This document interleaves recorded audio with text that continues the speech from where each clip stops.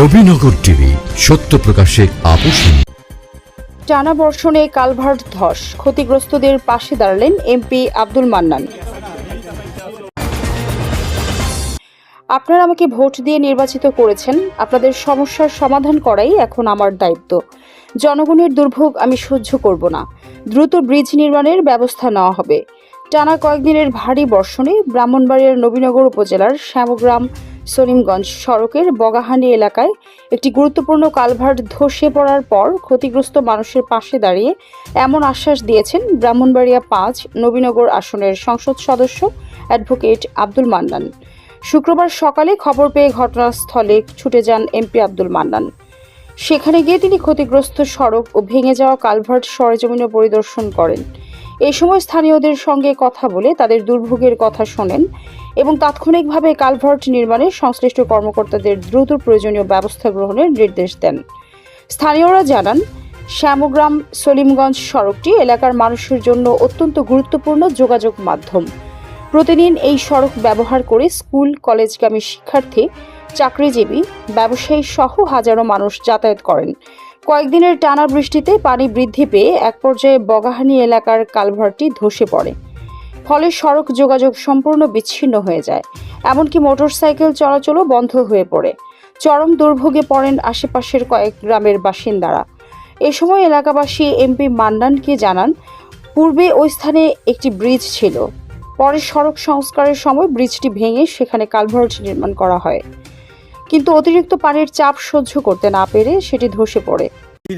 ব্রিজের আপনার বহুত পুরানো ব্রিজ, তো ব্রিজটা ভেঙে যাওয়ার পরে আপনার তখনই তারা এটা করছে কি, এখন যে এই কন্ট্রাক্টরের কাম নিয়েছে ইঞ্জিনিয়ারে, এই কামটা নিয়ে সেরা বেকুতে তুললে সব দিয়ে আবার মারি দিয়ে ভোট করছে। তাহলে এখানে যে পানিটা যাইব, যে এখানে প্রায় ধরেন না কয়েকশো বিঘা জমিনের পানি নামে এই খালটা দিয়া, ঠিক আছে নি?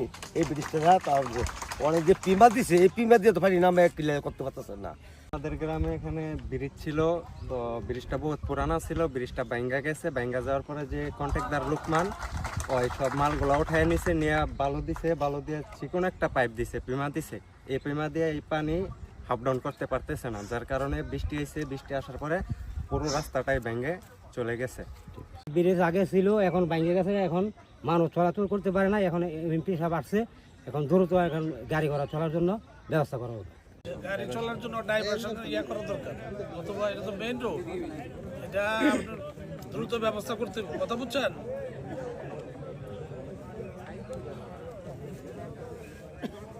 আচ্ছা, দ্রুত এটা ব্যবস্থা করে না। এ বিষয়ে এমপি আব্দুল মান্নান বলেন, জনগণের কষ্টের কথা শুনেই আমি ঘটনাস্থলে ছুটে এসেছি। এই এলাকার মানুষ যাতে দ্রুত স্বাভাবিকভাবে চলাচল করতে পারে, সেজন্য উপজেলা ইঞ্জিনিয়ারকে দ্রুত ব্যবস্থা নিতে নির্দেশ দেওয়া হয়েছে। একই সঙ্গে সংশ্লিষ্ট বিভাগকে বিষয়টি সর্বোচ্চ গুরুত্ব দিয়ে দেখার নির্দেশ দেওয়া হয়েছে। তিনি আরও বলেন, এখানে আগে একটি ব্রিজ ছিল, সেই ব্রিজ ভেঙে কেন কালভার্ট নির্মাণ করা হয়েছে সেটিও খতিয়ে দেখা হবে। যদি কোনো অনিয়ম বা গাফিলতি থেকে থাকে তাহলে প্রয়োজনীয় ব্যবস্থা গ্রহণ করা হবে। আমি মনে করি যে আপনারা আমাকে ভোট দিয়ে নির্বাচিত করেছেন, আপনাদের দায়িত্ব শেষ। এখন আমার দায়িত্ব, যে দায়িত্ব আমার দিয়েছেন সে দায়িত্ব পালন করা হচ্ছে। এই গুরু দায়িত্ব পালন করা আমার কর্তব্য মনে করি।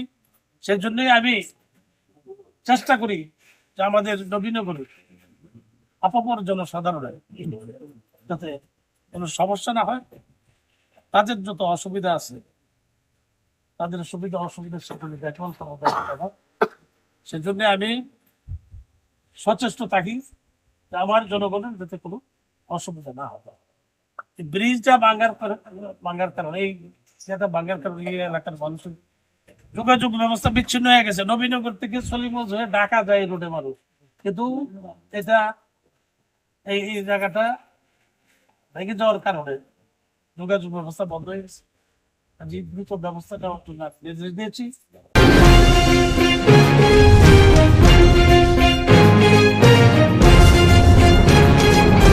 নবীনগর টিভি, সত্য প্রকাশে আপোষহীন।